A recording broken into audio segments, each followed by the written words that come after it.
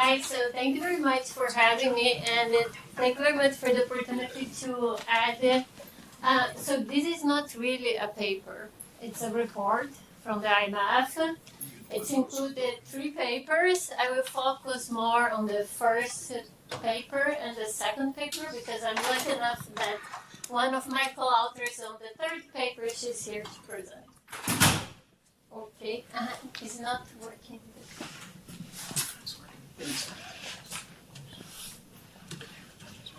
Yeah. So, but let me get started.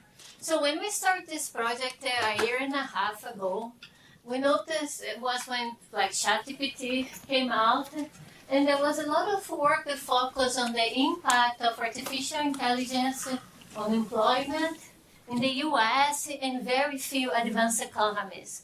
However, for an institution like the IMF, where we have 185 country members, it was very important to be able to speak to our entire membership to say what would be the potential impact of AI on labor market.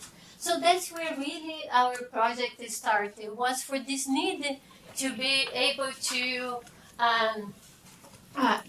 predict and support our membership to understand the potential impact. Second is that on that moment there were very few workers talking about the potential to augment labor or to replace workers, and we thought that there was still a room for contribution to an institution, even like the IMF, to do it. And the last part also is that on the report is that we touch a little bit about in terms of the country level to try to understand what countries are better prepared to adopt AI and support workers, what countries are still lagging behind, and what are their strengths and what are their weaknesses. I have to say that one thing that is interesting about presenting this work across the world is that I feel that in the US there is a lot of concerns about what is going to impact, what is going to be the impact on workers. Is AI going to augment workers? AI is going to displace workers.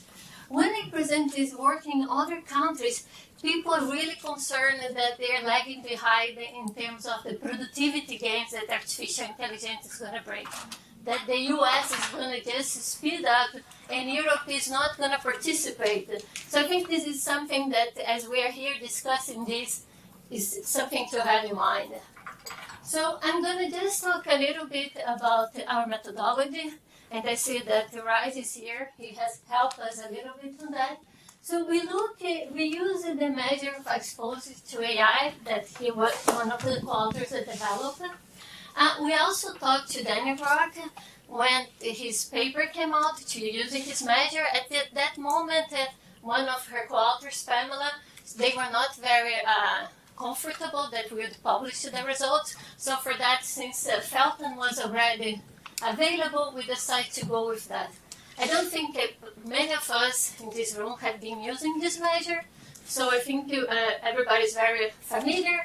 In that framework, we look at occupation as a bundle of tasks, and we use ONNET to look at the tasks and see which tasks can already be done by generative AI.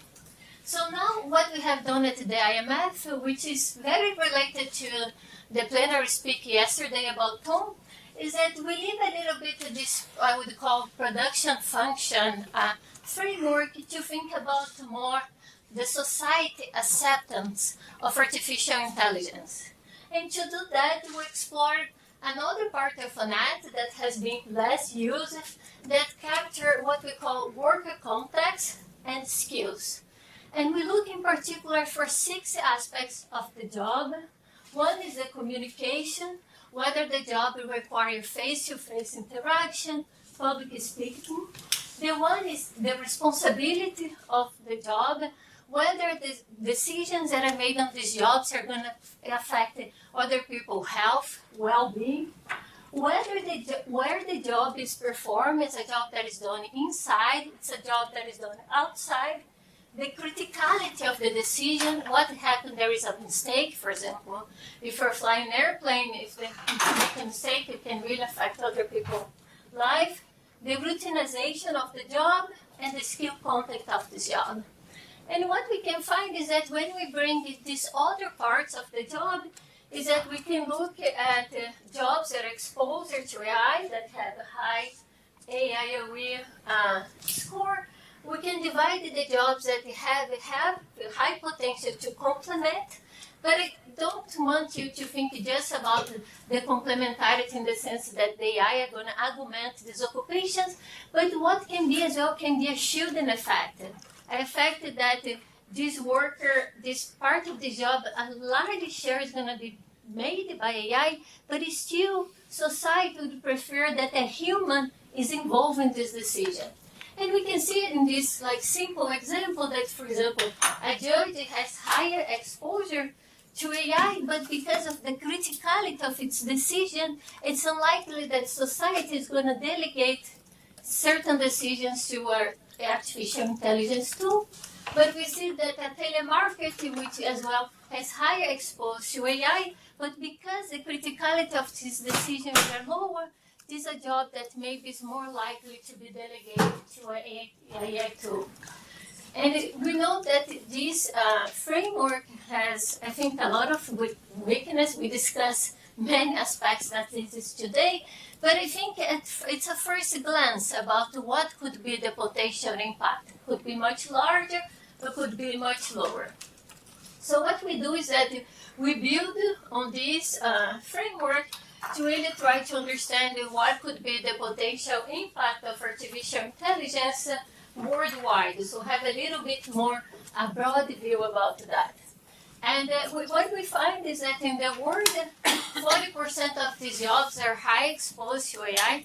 And here I want to be very transparent that sometimes the media is going to spin up these numbers saying 40% of workers are going to be displaced. What we mean is that 40% of workers have a large share of tasks that are given that AI could be performing these tasks or enhance of these tasks, that their jobs are going to be touched by AI. But I don't want to make a prediction about what is going to entirely happen to their job.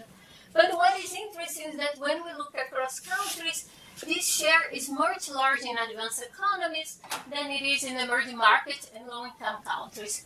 And when we look for these jobs that are shielded to AI or have even more potential to really be augmented by AI, we see that this share is much larger in advanced economies than it is in low-income countries. And this is going to be really touched in one of the presentations, I think, in the morning, is that AI may lead to an increase in income inequality across countries. So a divergence in terms of countries that are more advanced have more potential to benefit from this technology and grow faster, while poor countries are going to be maybe lagging behind. And that's a concern for institutions like the IMF.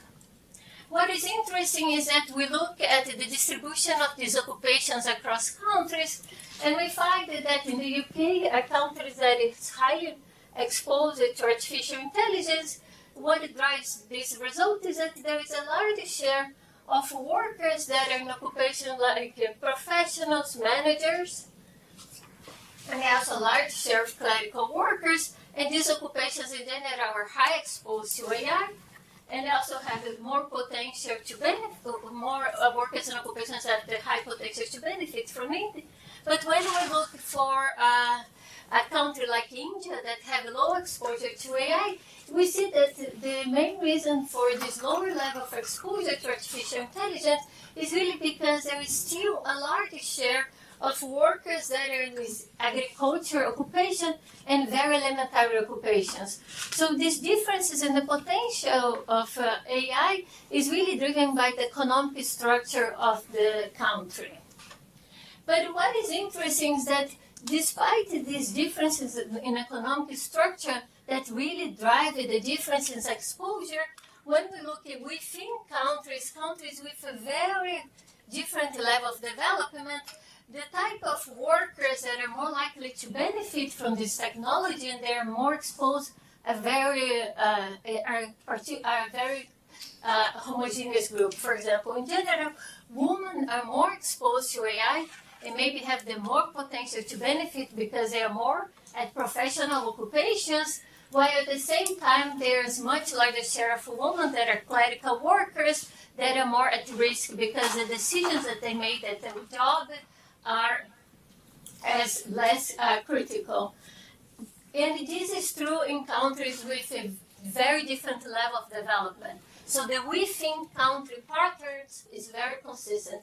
And this, as well as we know, workers that are more educated are more exposed to artificial intelligence, and that's also true for countries of a very different development level. And what is interesting is that when we focus on these occupations that are more what we call at risk or have less shielding from artificial intelligence, across countries with a very different development level, we see that the distribution of these workers within the income decile is very flat.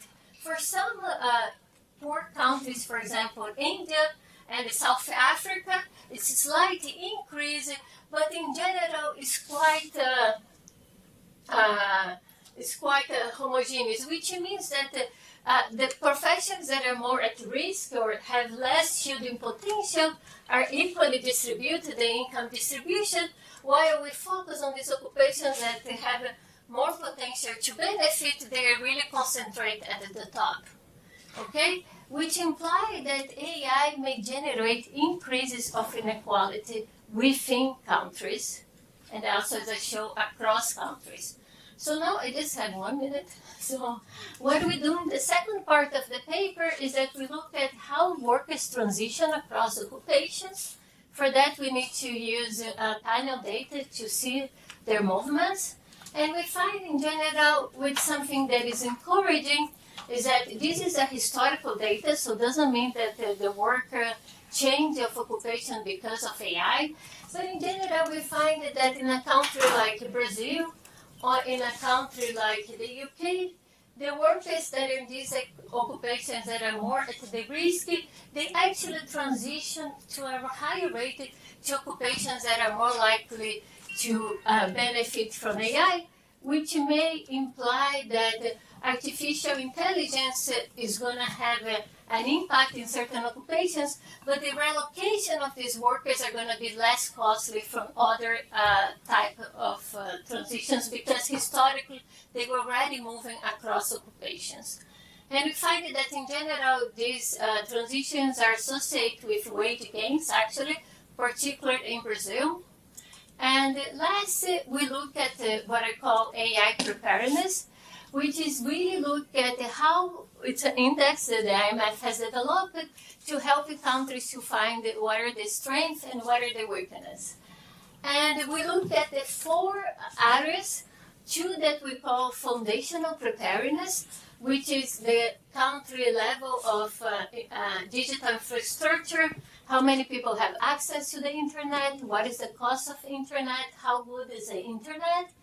Second, we look at human capital and labor market policy. What are the share of workers with tertiary education, share of workers in STEM, and also how flexible are labor markets. And then the second part, which is we call more advanced AI, we look at how much the country invests in R&D, how the country is connected to global trade and integration, and also we look at the regulation and ethics. And what we can see is that in general, looking at this index, that countries that are rich, more advanced, they are much better prepared using these simple measures. And emerging market and low-income countries, they are less exposed to AI. However, there's much larger variation in their preparedness, showing that there are many of these countries that really need to be able to benefit from AI. They still need to invest a lot on infrastructure and really human capital. So with that, we can compare countries, but I will. So I need to finish. So what we find in our work is that when we have this more globally view about the impact of AI, is that really artificial intelligence are more likely to impact advanced economies first, because there is a larger share of workers in occupations that are highly exposed to that. and this can generate increases of inequality across and within countries. Okay, with that I conclude. Thank you.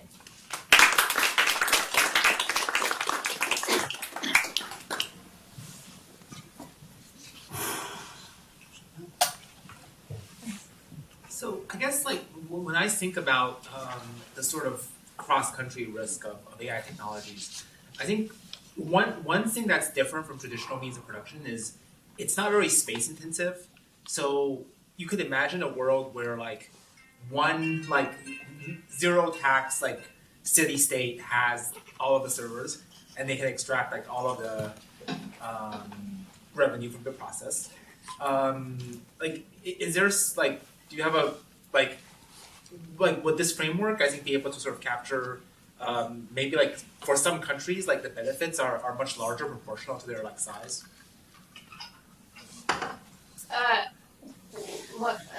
It could be possible. Here is really more not about the size, it's more about the proportion of workers that are in the occupations that can benefit from that.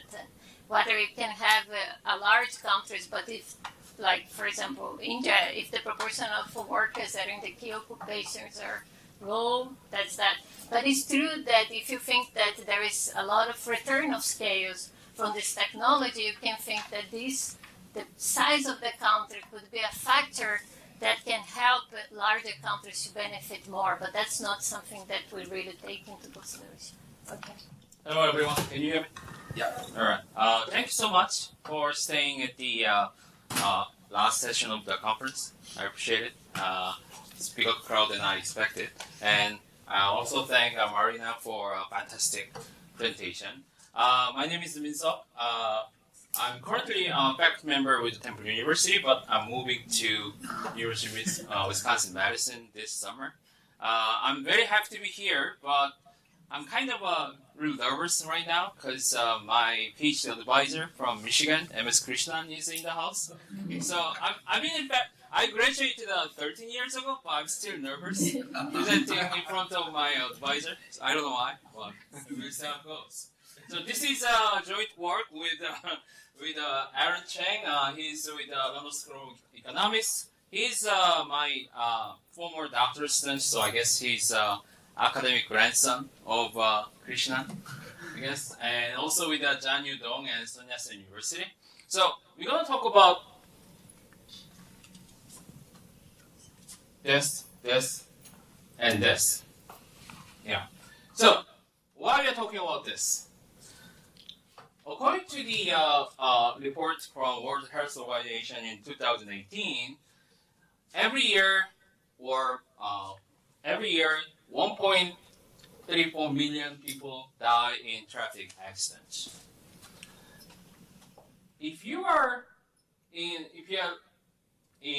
this category between 5-year-old to 9-year-old, traffic accident is the number one cause of death. Anybody who is younger than 29 here?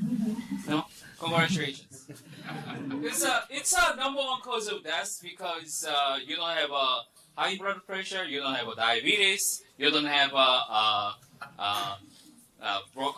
cholesterol problem. I'm 44, I have all of them, by the way. It's a number 8 cause of death for age of people of all age, and there is differences in developing countries and developed countries around the world. There are the traffic accident can be 3 times more dangerous in developing countries than developed countries. So this is why policymakers and manufacturers developed many innovations and regulations to make our driving safer. But the problem identified in the past literature in transportation economics is that there's a hypothesis called the risk compensation hypothesis, which is that if our cars or vehicles are safer with technologies like this lane change departure detection, we assume that it's going to make it safer. But the literature says not necessarily so. That's because with a safer car like this, we drive faster. We drive more dangerously. So that's why many governments around the world, even policymakers, are considering enforcement by surveillance cameras. And I'm going to show that the surveillance cameras are being equipped with AI-enabled automated enforcement technology, and which functions for traffic monitoring, violent detection, and I'll talk more about that later, and evidence gathering if there is traffic accidents in the vicinity. So in this research question is whether this AI-enabled traffic surveillance cameras make driving more safer with fewer traffic accidents, and what are the underlying mechanisms in the effect of automating enforcement. So the empirical context is here. Anybody who can guess which city is this from this map? It's not in the papers, but Shenzhen, that's right, it's Shenzhen. So we're gonna use the data from Shenzhen. So this is each point. This means the camera installation, like this. So what's interesting in this context here is that there are two types of camera: conventional camera and advanced camera. Sometimes we call it old camera or new camera. Sometimes we call it dumb camera and smart camera. Old camera, it takes only video images of violation in a passive manner. It only takes image when violation is detected. On the other hand, AI camera, advanced camera, takes a video violation in an active manner, and it comes with a real-time pattern recognition capabilities. So it can detect automatically out of a video. And let me skip this one for technical stuff. So what's fascinating about this is that it can detect much more traffic violation than conventional camera by virtue of recording images. So for example, one of the possible violation is changing lane without signal. Okay? Is it changing lane without signal? We don't know. Just out of images. That's why we need a video. Or this. Is this a blocking intersection or just a passing by?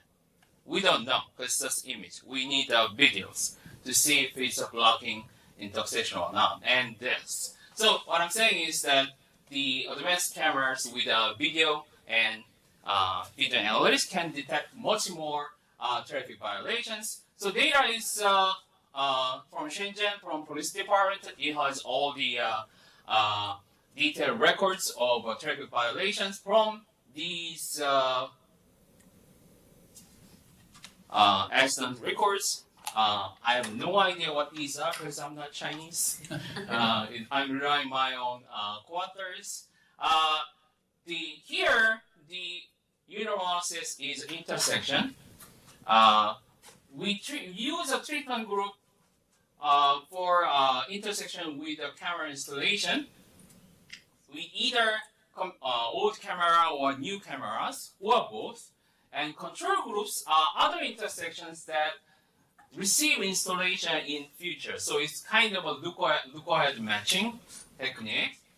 And this is a typical DID event study model with a pre-treatment trends, post-treatment effect, and time-varying covariance, and fixed effects. And there are several empirical challenges that threatens causal identification. I'm not going to spend too much time. I'm just saying that we are addressing these issues in the paper. I'm just saying this in case we have identification police in the room, I guess. Krishna, I'm talking about you, Krishna. All right, so this is effect on total number of accidents as a DB. Blues are conventional old camera without AI.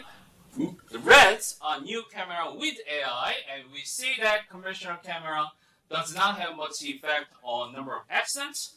but we do see decrease in, I should say, in number of accidents at the intersection with the AI advanced camera, and we see the similar effect with injuries and death, and we also see this accidents without injuries or deaths. Now, the question here is then, what's going on? Why we are seeing greater effect of AI new cameras versus conventional cameras? So we are looking on two underlying mechanisms. One is technical capabilities, and another is driver learning. In a way that, so here we are looking at accidents caused by running a red light.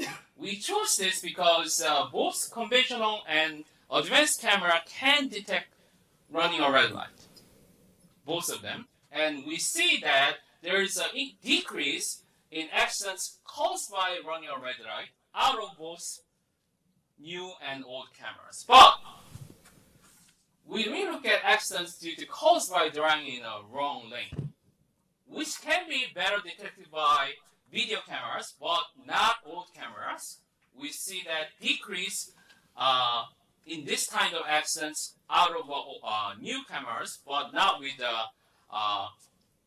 old cameras. And we're also looking at learning effect by investigating spillover effect. So what we are looking at here is that when there is old camera in the intersection, we are looking at what if there is a new camera in nearby. And what's interesting here is, so we found in the previous analysis that the conventional camera doesn't really decrease number of accidents, okay? But when there is a conventional camera and there is a new camera nearby, there is a decrease in number of accidents here. And there is no other explanation, we believe, other than that drivers know that there is a new camera in nearby, and they are becoming less dangerous in driving, and that effects spilled over to the focal intersections with conventional camera. And we have a summary of contributions, but let me just say that we found that AI saves lives. All right? Thank you very much.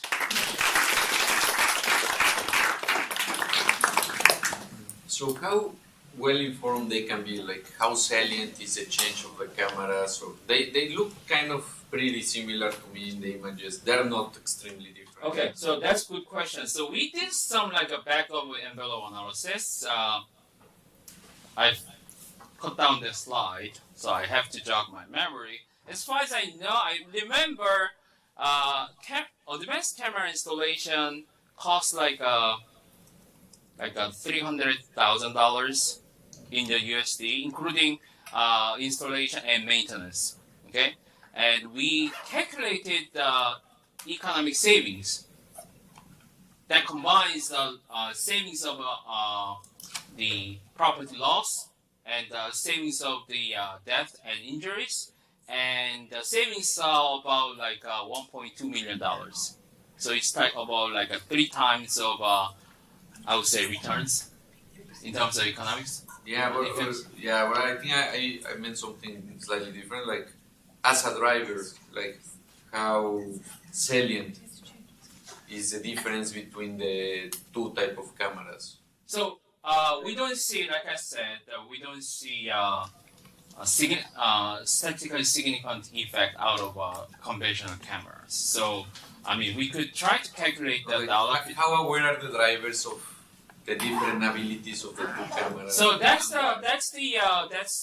something that we are working on right now. So the question is, the question is, the one question was, it looked, if they can distinguish between old and new camera, they look similar, but we found a difference, which is that the explanation is that eventually drivers are learning that there is different types of cameras. So what the reason is that, I don't know if it's true, but in Shenzhen or China, when they are caught by this traffic camera, they get text messages right away. So I see. We try to say that there's a learning effect out of that, notification. So my advisor has a question, so I have to take his question. Go ahead, sir. This is not a PhD question. It's all about bright students doing very well.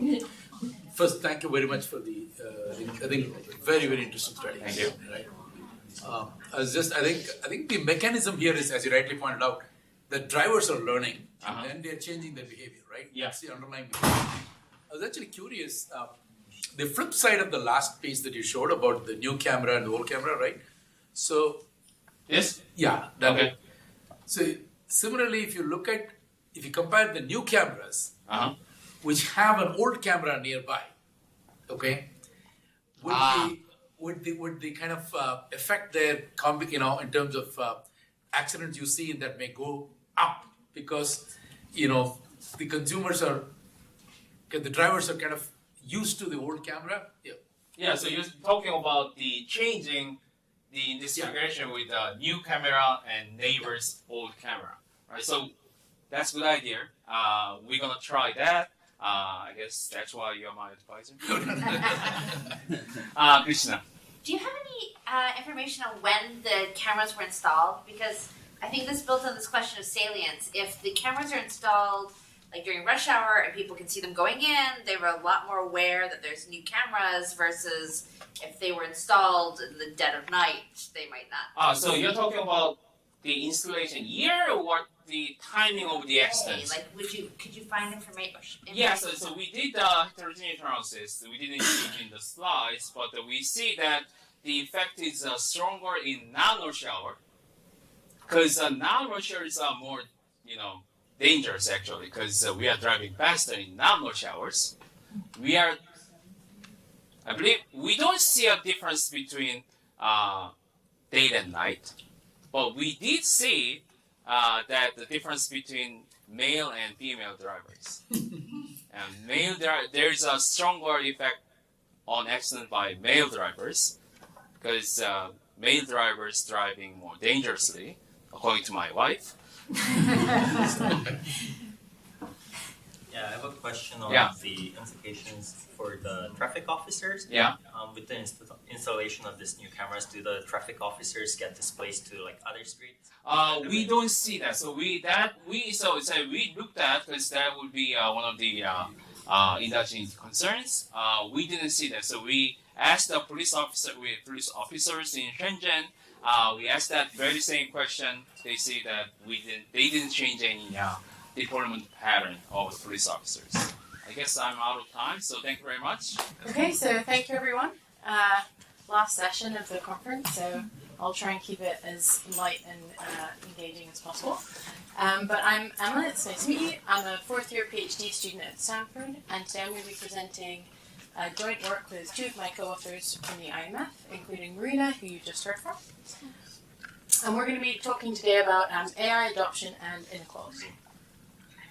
So I'm sure many of you will have seen headlines like these, suggesting that a distinctive feature about AI relative to the previous episodes of routine bias automation we've seen is that these technologies are now coming for our jobs, white collar, high income, high education jobs, right?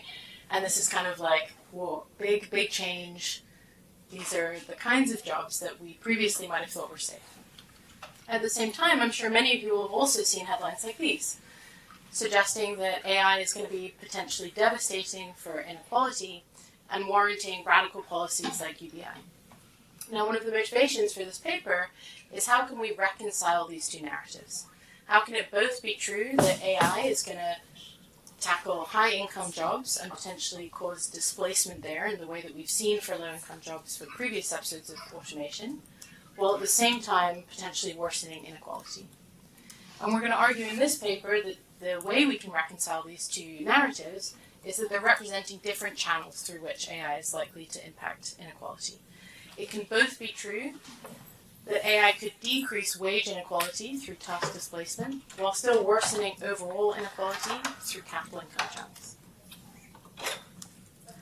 So the question today is going to be what are the implications of AI for income and wealth inequality, and how might they differ from previous episodes of routine biased automation. And I want to just make an important note here about the terminology I'll be using today. Whenever I say automation, that's going to be a stand-in for thinking specifically about the routine biased automation we saw kind of starting from 1980. So here you're really thinking about industrial robots. When I'm talking about AI, I'm still having in mind task displacement as an important channel, but I just want to distinguish it from these older episodes of automation that we've seen, because as I'm going to come on and show you, the characteristics of the workers they're affecting are really different. So that's the distinction I'd like you to have in mind. So I'm going to start by first doing a very, very brief recap of the empirical analysis that we do using household microdata from the UK, where I'm going to document the characteristics of the kinds of workers who are exposed to AI relative to previous episodes of routine biased automation. And in particular, we're going to focus on the differences in wealth and income of these different groups of workers. This is then going to motivate moving to a structural analysis, because I'm going to argue that there are three competing channels that are going to affect the inequality kind of situation in the UK from the result of these technologies. There's going to be an effect on labour income through task displacement, as well as through productivity gains, and these channels are going to go in different directions. And then there's also going to be an effect on capital income through capital returns, because we're going to argue that increasing capital shares due to these new technologies is likely to increase capital income and the return on capital. So today I'm then also going to present the results of our baseline model, which just takes adoption to be exogenous, kind of in the interest of time. But in our paper, we also think more carefully about what influences the adoption of these technologies and how policies you might want to introduce to mitigate some of these inequality impacts are going to themselves have implications for the adoption of these technologies, which the policymaker needs to trade off. Because in trying to pursue lower inequality, they're also going to achieve lower productivity through lower adoption. But I won't have time to speak to that today. So just to quickly recap how we're going to be thinking about automation exposure and AI exposure in this paper. Our main data set for the UK is going to be the Wealth and Asset Survey. So this is a household microdata survey that has detailed information on households' income and balance sheets. So we don't just know about their different sources of income, but we also know quite detailed information about their asset holdings, including things like portfolio shares. Then for thinking about the exposure of different groups within the UK, we're really going to be thinking about the income distribution. And by percentile, how are different workers exposed to automation versus AI, and what are the characteristics of those groups? So for automation, we're going to be using the sort of classic exposure to routine task measure that we'll have seen at other points during this conference. And the core idea here is using the ONET database, what share of tasks within an occupation are either routine manual or routine cognitive. So we're going to define an occupation as highly exposed if many of the tasks within that occupation are considered routine by this metric. Then for thinking about exposure, we're going to use the Felton et al. Measure that Marina already discussed. So this is a similar idea. It's still thinking about ONET tasks, but now it's going to be mapping those to occupational abilities that this paper identifies as being possible to perform with AI. Now, in the paper, we also think more carefully about the role of complementarity and how it can mitigate these effects. So if you're interested in that, I'm happy to chat to you afterwards. But the striking thing about these exposure measures is that, as others have mentioned, not only is the degree of correlation between these measures low, they're really quite negatively correlated. And I'm arguing that this is really a feature, not a bug, because it's fundamentally reflecting different tasks, right? This is a different technology. So if we look at automation, we can see that previous episodes of routine biased automation were really concentrated among low-income occupations. Consistent with the story of the last sort of 30, 40 years, that automation has been a driver of stagnating wages at the bottom of the income distribution. But if we look at AI, we can see that we really see the opposite trend. So AI exposure tends to be much more concentrated among high-income occupations. So thinking about the characteristics of these different groups of workers, we can move to start thinking about what their income and balance sheet statements look like. And what we find is that the characteristics of households exposed to AI are very different from those who were exposed to automation. So firstly, we find that these workers tend to have more options for mitigation. So they tend to have the lowest share of their income from labor income sources, right? So if you split out all of their income sources, they tend to be more exposed to things like capital income and also rent, right? Many of them are landlords. And they also stand to benefit more from higher returns to capital. So what we can do is look both at the wealth holdings of these households and then also the shares of those wealth holdings in different assets. And we find that high-income households have a lot more wealth, right? Even in the UK, the wealth distribution is very concentrated. But also, these households are the most likely to have that wealth in risky assets. So this chart here shows the share of these assets that are held in risky assets like equity versus safe asset like cash and government bonds. So taking these things together, we find that high-income households have a lot more exposure to a potential upside capital income channel through equity holdings, right? These are the households that are likely to be holding shares that are potentially going to do very well as a result of this transition. So this is going to warrant moving towards a structural framework because the net effect of these channels on inequality is ambiguous, right, unless we can try and quantify them all together in a general equilibrium setting. So we're going to look at the negative impact of tax displacement on real income, the positive impact of productivity gains on real income, and the positive impact of higher returns on capital income, with all of those having differing effects across the income distribution. So today I'm going to focus on the baseline model.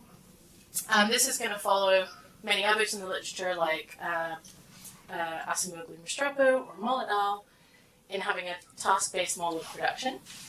And we're going to assume for now that adoption is exogenous. If capital can perform the task, it will, and you'll adopt it. But this is something we're going to relax in our extended model and think about adoptionizing. I won't go into the details of the model right now in the interest of time, but the main things to bear in mind are that we have inelastic labor supply here, and we're really thinking about task disruption, not job disruption. So we don't have a concept of unemployment in this model. We're really just thinking about if your occupation has many tasks that are displaced, demand for labor in general in that sector is going to decline. But we can't speak to within occupation inequality.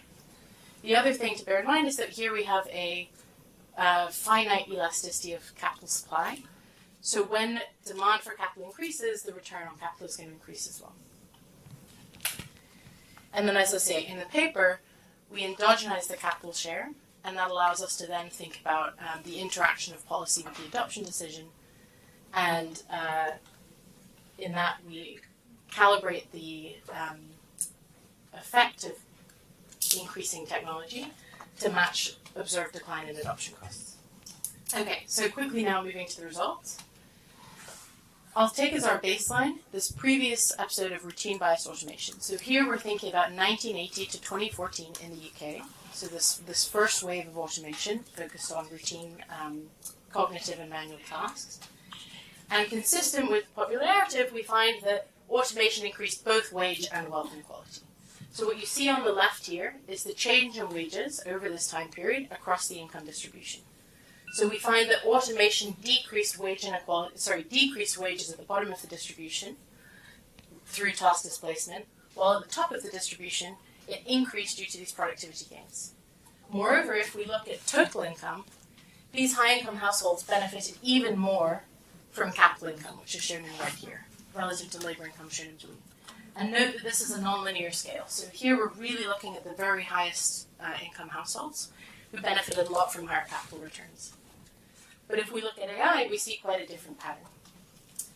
So here we now find that actually low-income households could do quite well in terms of their wages because they're fairly well protected from task displacement, but stand to benefit quite a bit from aggregate productivity gains.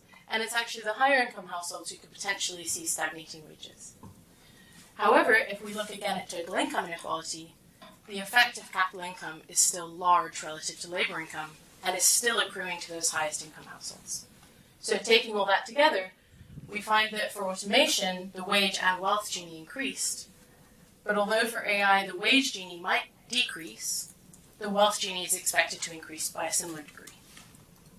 So just to conclude, although for both automation and AI, the capital income channel increases inequality, the wage impact between these two technologies is potentially quite different. And that reflects the fact that the types of workers exposed to these technologies is very different, right? We're looking at really different segments of the income distribution.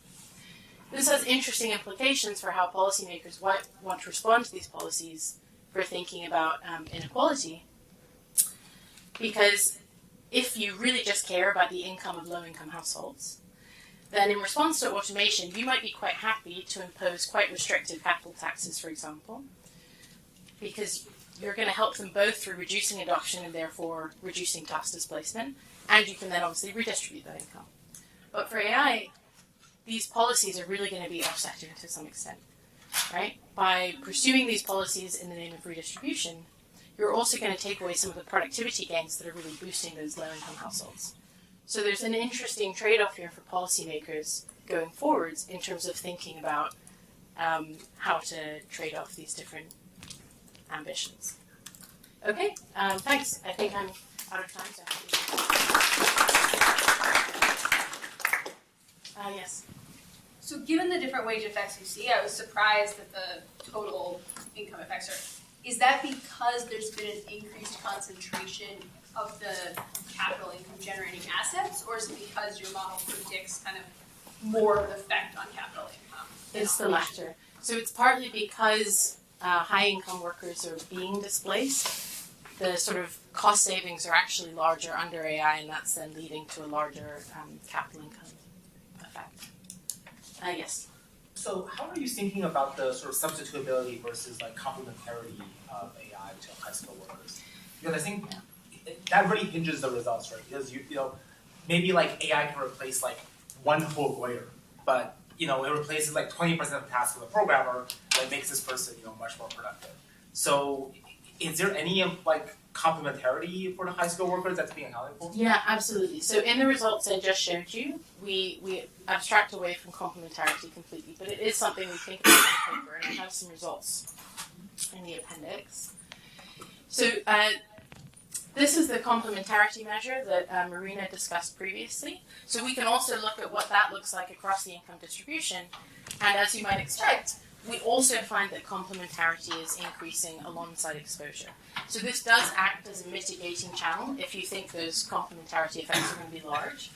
So if we look at what happens then, this was the baseline scenario. Sorry, I should be careful with my terminology. This was our AI effect, right, that I showed you with no complementarity.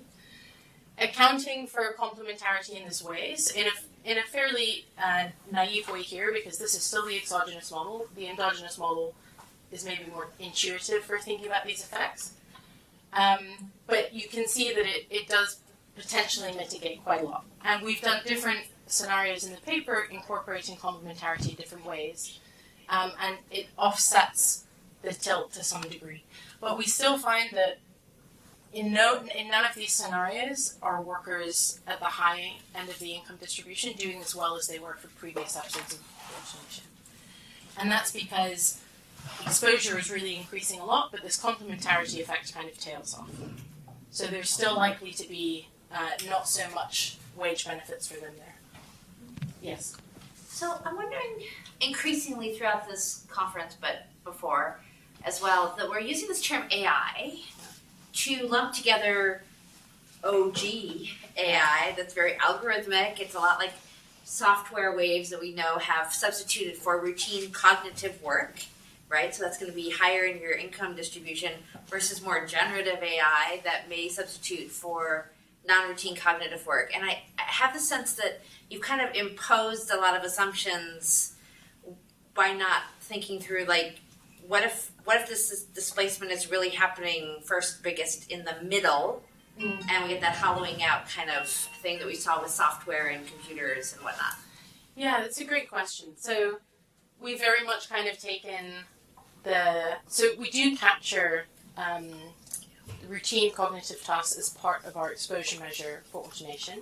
So one thing just to say on that point is that they are perhaps slightly higher income than the routine manual tasks, but for the UK at least we do find that a lot of the routine cognitive tasks are still fairly low in the income distribution, right? So Marina mentioned there's like a lot of clerical workers in the UK, so that would very much kind of be falling here. Some of those workers are also exposed to LLMs, so there are occupations that we can think of as being exposed to both. But it's certainly true that especially when we're kind of thinking of this overlap period, so really we have in mind here 1980 to 2014 for like routine biased automation, and then sort of 2014 to 2040 for AI. Obviously, if we're thinking about the 2010s, there are these gray areas of like digitization where, is it one, is it the other? It's a bit of both.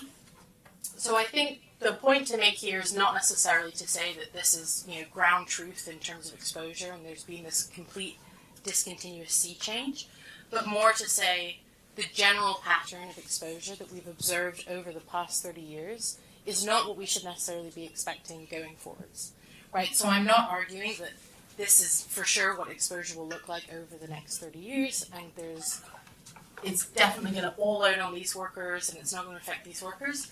It's more to say that when we're thinking about the inequality effects of these new technologies, it's probably not going to be the sorts of impacts we saw in the 80s and 90s, right? Because there are now these higher income workers that are really getting pulled in. So I would absolutely take that point, but just highlight that we are seeing some kind of distinction here. Yeah.